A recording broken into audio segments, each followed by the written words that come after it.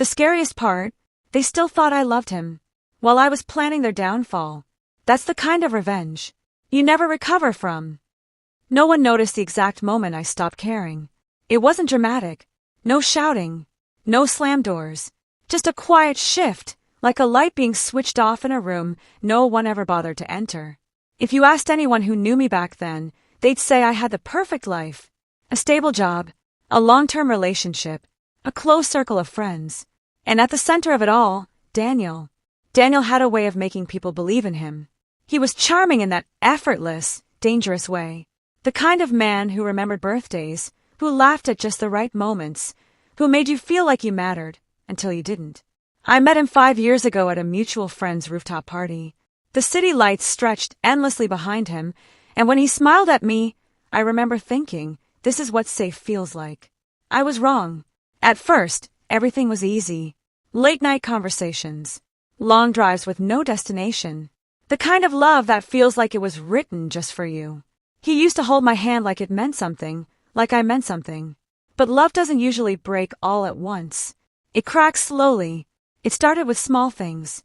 Missed calls. Vague excuses. A growing distance I couldn't quite explain. When I asked, he'd smile that same charming smile and say, "You're overthinking again." And I believed him. Because that's what love does. It makes you question your own instincts before you ever question the other person. Then came her. Her name was Sophie, and she entered my life like an accident I didn't see coming. She was everything I wasn't. Effortlessly confident, sharp-tongued, magnetic. The kind of woman people gravitated toward without understanding why. I met her at Daniel's office party. I remember the exact moment our eyes met. She looked at me, not with curiosity, not with warmth, but with something else. Recognition. And in that moment, something inside me tightened. "Hey," Daniel said, placing a casual hand on my back. "This is Sophie. She just joined our team." Sophie smiled. "Nice to finally meet you," she said. Finally. The word lingered longer than it should have. At first, I told myself I was imagining things, that the tension I felt was nothing more than insecurity. But instincts don't lie, not really. They whisper. And I had spent too long ignoring mine. Over the next few weeks, Sophie's name started appearing more often. In conversations, in messages, in the small, insignificant details that slowly begin to form a pattern. Working late with Sophie. Sophie handled that project. "You'd like her, actually." Actually. It was always the little words that carried the most weight. One night, Daniel fell asleep with his phone still in his hand. That had never happened before. The room was quiet, except for the steady rhythm of his breathing. The soft glow of his screen lit up his face, making him look peaceful, innocent, even. For a moment, I just stared at him. 5 years. 5 years of memories, trust, and something I thought was unbreakable. My hand moved before my mind could stop it. I picked up his phone. I wish I could say I hesitated. I didn't. The passcode was the same as always. Of course it was. People like Daniel don't think they'll ever get caught. And for a second, just a second, I considered putting it back. Because once you know the truth, you can never unknow it. But something inside me had already shifted. The messages were right there. No hiding. No subtlety. Just truth, laid out in cold, undeniable words. Sophie, she still doesn't know. Daniel, no. And she won't. My chest tightened, but not in the way I expected. There were no tears, no panic, just silence. Scrolling further only made it worse. Plans, lies, jokes about me, about us, about how easy it was. I don't remember how long I sat there, staring at that screen. Long enough for something inside me to finally break. Or maybe finally wake up. I looked at Daniel again, at the man I thought I loved. And for the first time in 5 years, I felt nothing. No anger, no heartbreak, just clarity. That was the moment everything changed. Because heartbreak makes you weak. But clarity is dangerous. I gently placed his phone back in his hand, exactly the way I found it, adjusted the blanket over him, smoothed out the evidence of what I had just discovered, and then I smiled, not because I was okay, but because I finally understood something most people never do. Revenge isn't about destroying someone in anger. It's about letting them believe everything is perfectly fine. right before you take everything from them. The next morning, I made him breakfast. Eggs, toast, coffee, exactly the way he liked it. No salt on the eggs, extra sugar in his coffee. The small, thoughtful details that once came from love now came from something else entirely. Control. Daniel walked into the kitchen, still half asleep, his hair messy, his expression soft. He smiled when he saw me. "Wow," he said, leaning against the counter. "What's all this?" I returned the smile effortlessly. "Can't I do something nice for you?" There it was again, that flicker of surprise in his eyes. Not guilt, not fear, just comfort. Because in his world, I was predictable, safe, easy. And that was exactly what I needed him to believe.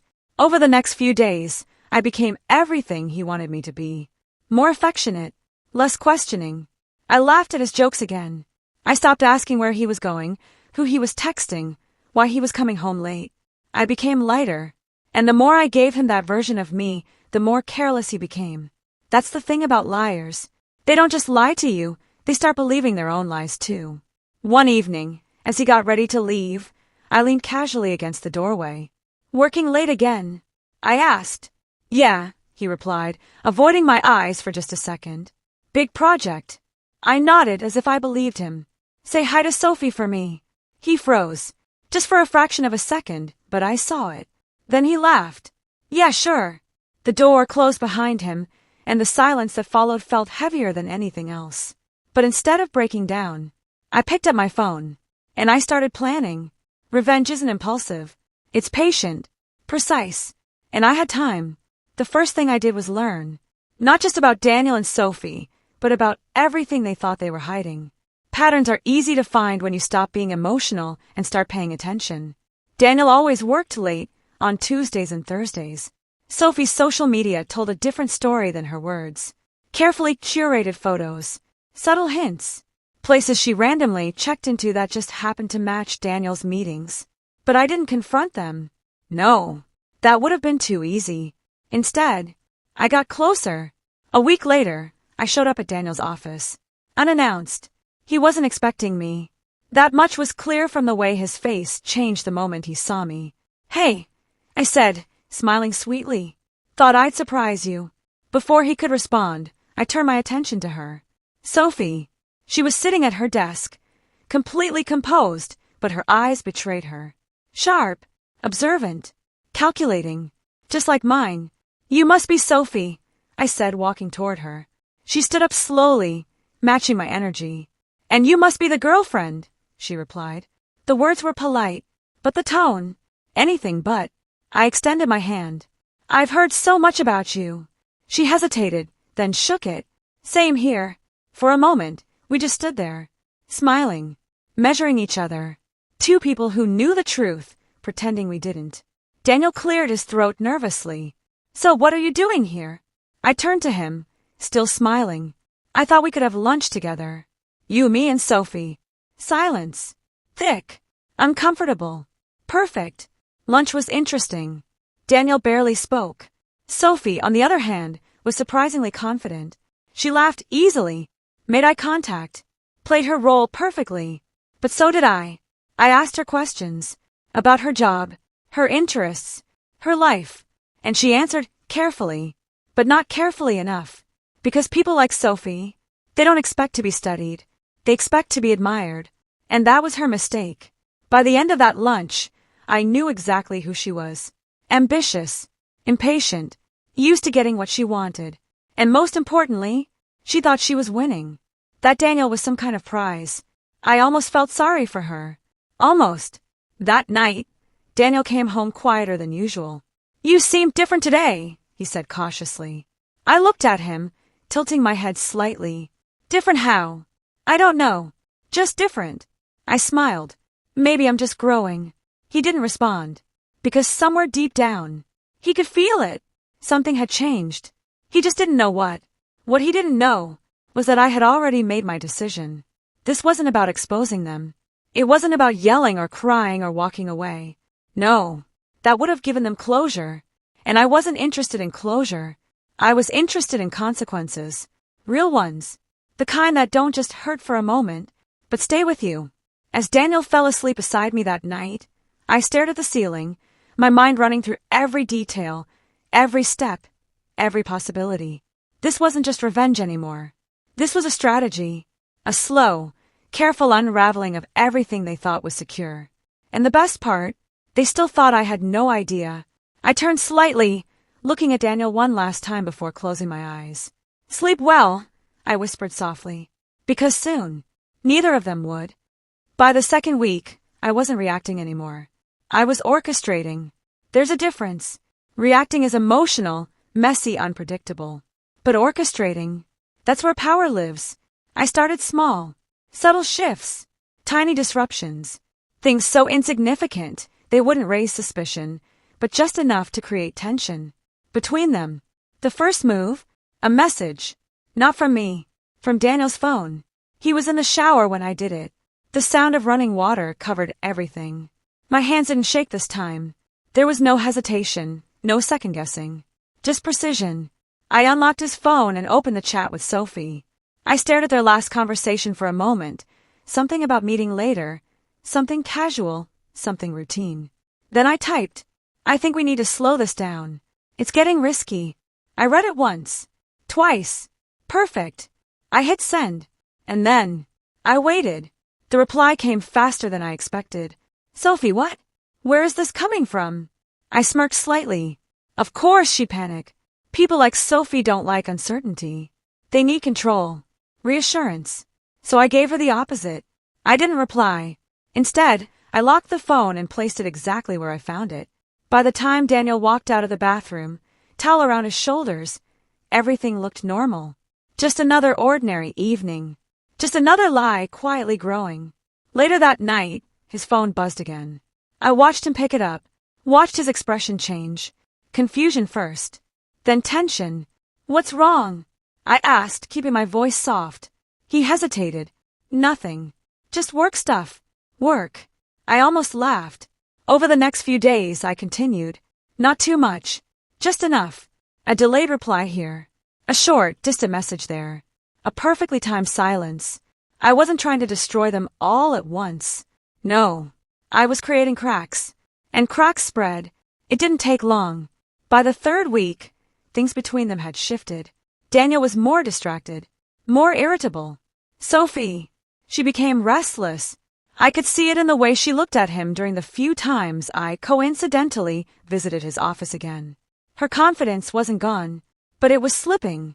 That's when I made my second move. And this one was personal. I invited Sophie out. Alone. The message was simple. Hey, I feel like we got off on a weird start. Coffee. Just us. I sent it from my phone this time. No hiding. No tricks. Because this part of the game required honesty. She agreed. Of course she did.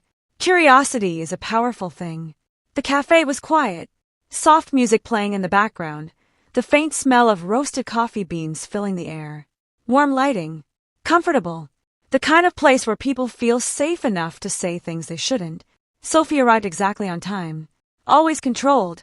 Always composed. But I noticed the tension in her shoulders. The slight tightness in her smile. Good.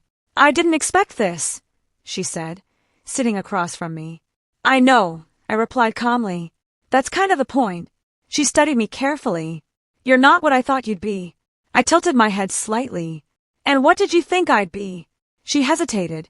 Someone weaker. I smiled. Honest. I like that. For a moment, neither of us spoke. Then I leaned forward slightly. Can I ask you something? I said. She nodded. Do you trust him? Her expression shifted instantly. There it was. The crack. Of course I do, she replied a little too quickly. I didn't react. Didn't challenge her. Just nodded slowly as if I believed her. Good, I said softly. You should. Confusion flickered across her face. Then I changed the subject. Completely. We talked about work, life, random things that didn't matter. And that's what unsettled her the most. Because she came expecting confrontation, drama, exposure. But I gave her nothing. And nothing is far more terrifying. When we stood up to leave, I looked at her one last time. You seem smart, Sophie, I said quietly. She didn't respond. just watched me. Carefully. As I walked away, I could feel it. That shift. That doubt creeping in. Not about me. About him. That night, Daniel didn't come home until late. Much later than usual. And when he did, he didn't say a word. I didn't ask questions. I didn't need to.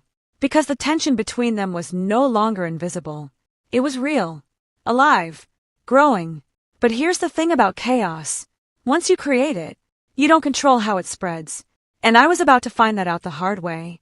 Because my next move wasn't just risky. It was irreversible. I lay in bed that night, staring into the darkness, my mind already steps ahead. Everything was falling into place. Almost too perfectly. And that's what should have scared me. But it didn't. Because I was too focused on the end. Too focused on winning. I closed my eyes slowly. And for the first time since this began, I felt something again. Not love. Not pain. Something colder. Sharper. More dangerous. Satisfaction. There's a moment in every plan when it stops being a plan and starts becoming something else. Something unpredictable. Something dangerous. I realized at the night everything shifted. Not slowly. Not subtly. But all at once. It started with a call. From Daniel. At 2:17 a.m. I stared at the screen for a few seconds before answering. He never called this late. Not unless something was wrong. Hello. I said, my voice calm. There was silence on the other end. Then, where are you? His voice wasn't soft. It wasn't charming. It was sharp. Accusing. I sat up slowly. At home. Where else would I be? Another pause. Then a quiet, almost bitter laugh. Funny, he said. Because I just got a message from someone who thinks otherwise. My grip tightened on the phone. This wasn't part of the plan. What are you talking about? I asked carefully. Don't do that, he snapped. Don't act like you don't know. There was something different in his tone now. Not guilt. Not confusion. Suspicion. And suddenly, I understood. Someone had moved a piece on the board. But it wasn't me. I'm coming home, he said, before hanging up. The line went dead. And for the first time since this began, I felt it. That unfamiliar flicker of uncertainty. 10 minutes later, the front door slammed open. His footsteps were heavy. Fast. Angry. I didn't move from the bedroom. I didn't need to. Because whatever this was, it was coming to me.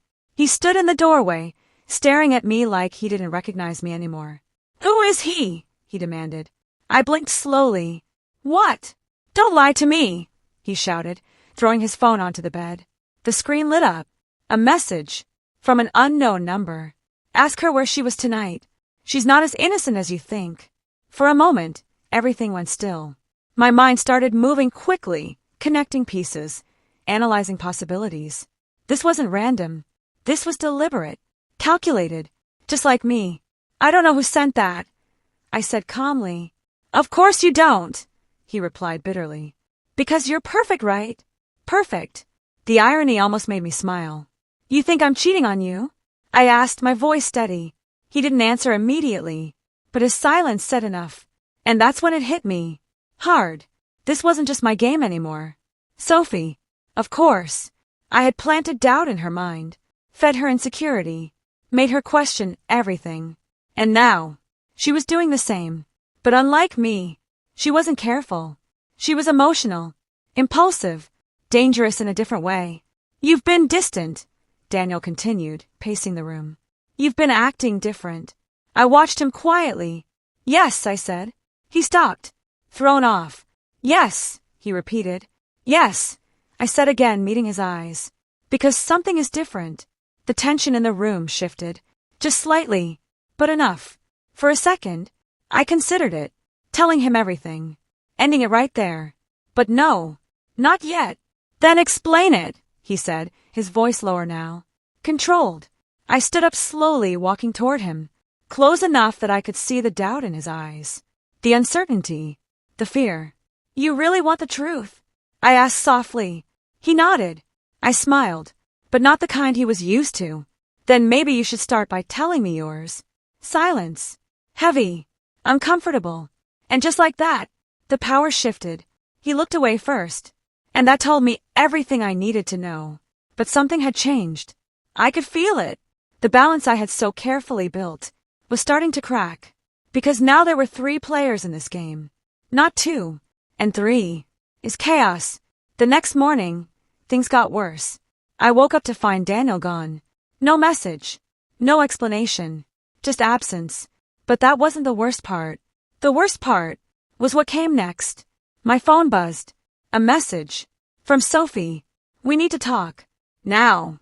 I stared at the screen, my reflection faintly visible in the black glass. For weeks, I had controlled every move, every emotion, every outcome. But this was different. This was confrontation. And confrontation changes everything. I typed back slowly. Send me the location. Her reply came instantly.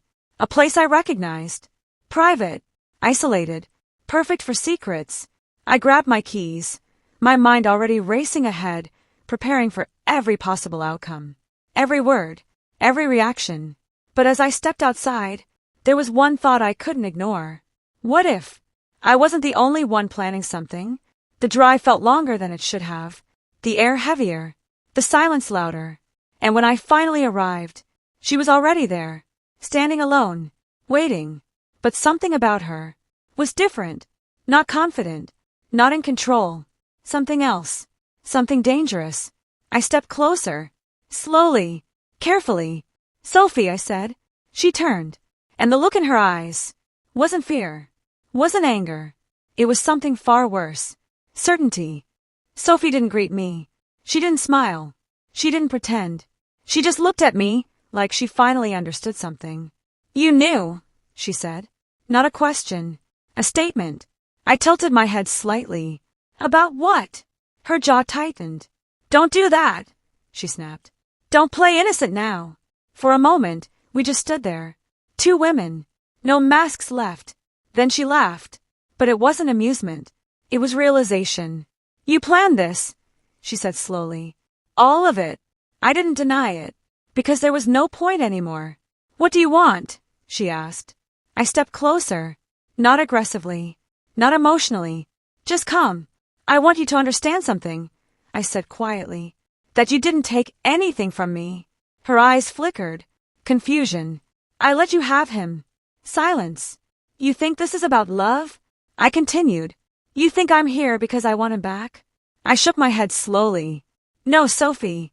I'm here because I wanted you both to feel something. She stared at me, trying to read me. But it was too late for that. Feel what? She asked. I smiled. Cold. Doubt, I said. Paranoia.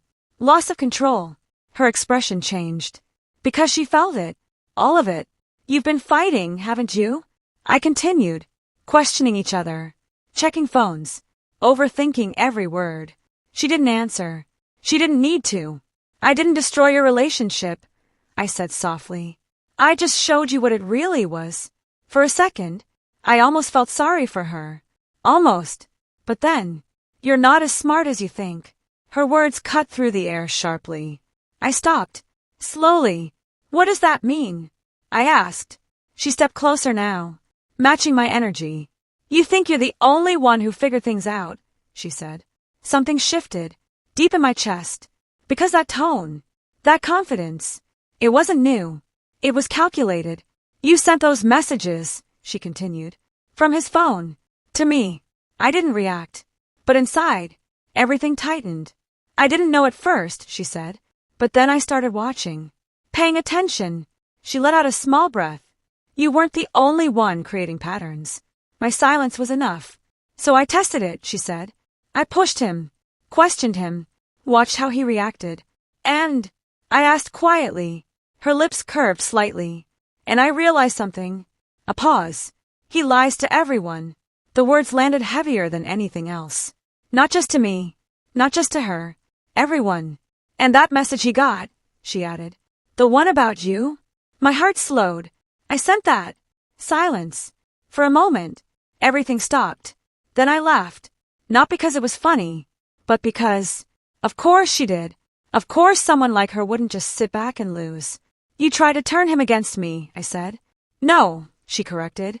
I wanted to see who he'd believe. And I asked again. This time, her smile disappeared.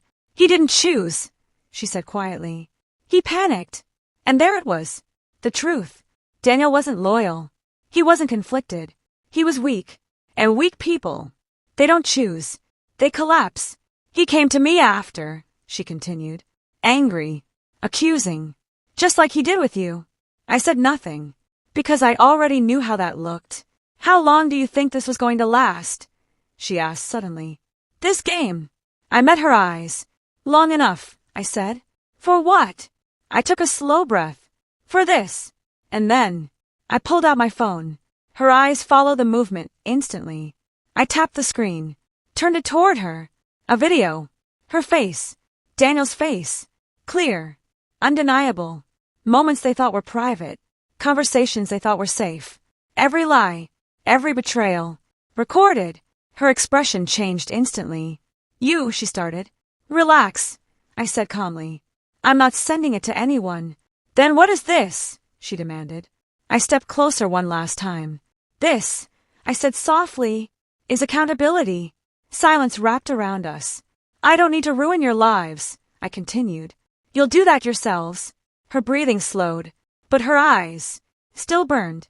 Then why? She asked. I looked at her. Really looked at her. Because you both thought I was someone I'm not. A pause. Someone easy to break. I shook my head slightly. I'm not. And for the first time since this all began, I felt it. Not anger. Not revenge. Closure. I turned around. Started walking away. No screaming. No exposure. No drama. Just truth. And sometimes, that's worse.